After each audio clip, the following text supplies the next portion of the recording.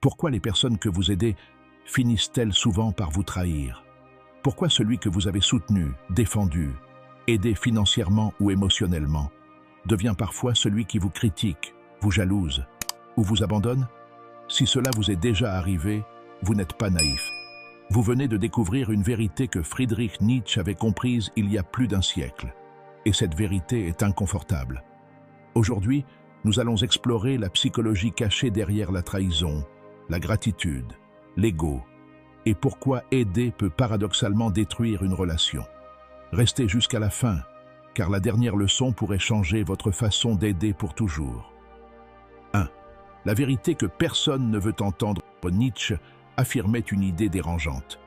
Celui qui reçoit une grande aide peut en venir à haïr son bienfaiteur. Pourquoi? Parce que recevoir crée une dette, et la dette blesse l'ego.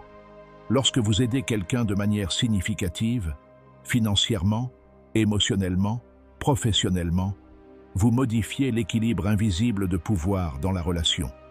Vous devenez celui qui peut, il devient celui qui a besoin. Et dans l'esprit humain, cela crée une tension profonde. 2. L'humiliation invisible de l'aide. Aider quelqu'un, c'est noble.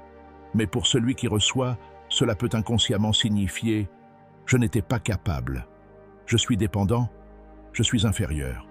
Nietzsche parlait souvent de la volonté de puissance, ce besoin fondamental de se sentir fort, autonome, capable.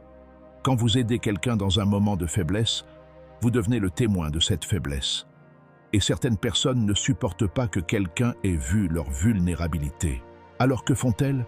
Elles rejettent la source du malaise. Parfois, elles vous rejettent. 3.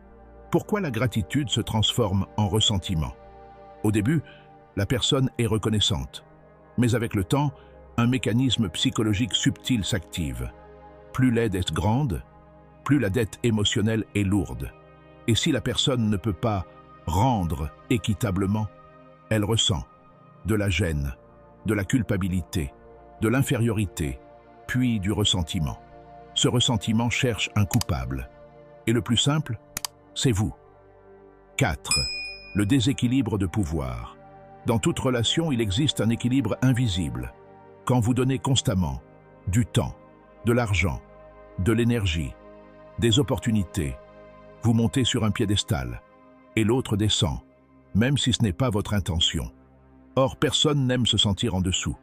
Certaines personnes préfèrent détruire la relation plutôt que d'accepter une position inférieure. C'est brutal, mais c'est humain.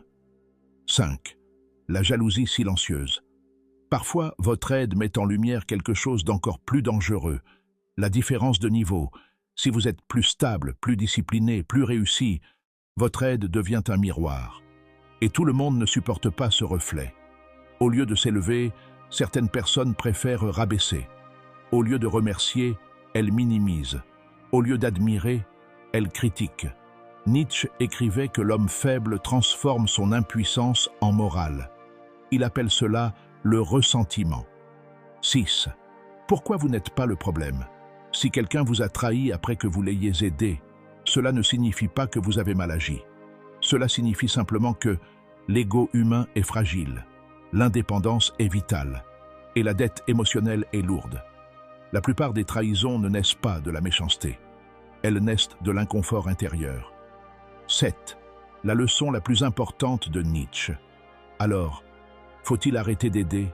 Non. Mais il faut aider différemment. Voici la règle implicite que Nietzsche nous enseigne. Aider sans créer de dépendance. Aider d'une manière qui rend l'autre plus fort, pas plus redevable. Au lieu de résoudre les problèmes à leur place, faites-les participer à la solution.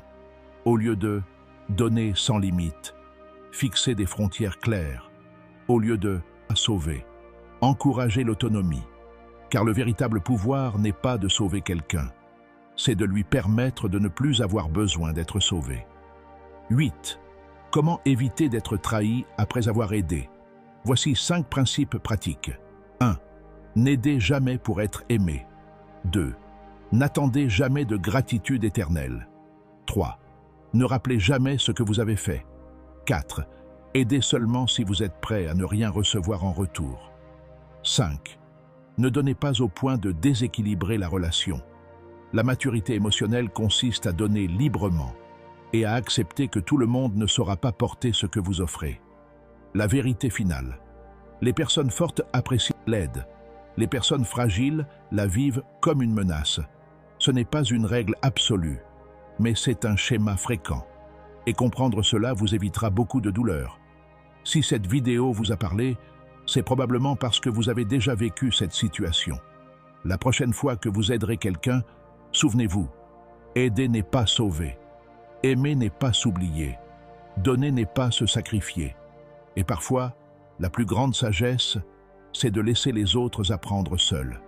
Si vous voulez plus de vidéos sur la psychologie humaine, la philosophie de Friedrich Nietzsche, le développement personnel profond, la manipulation psychologique et les dynamiques de pouvoir invisibles, abonnez-vous maintenant. Parce que comprendre l'âme humaine, c'est reprendre le contrôle de votre vie.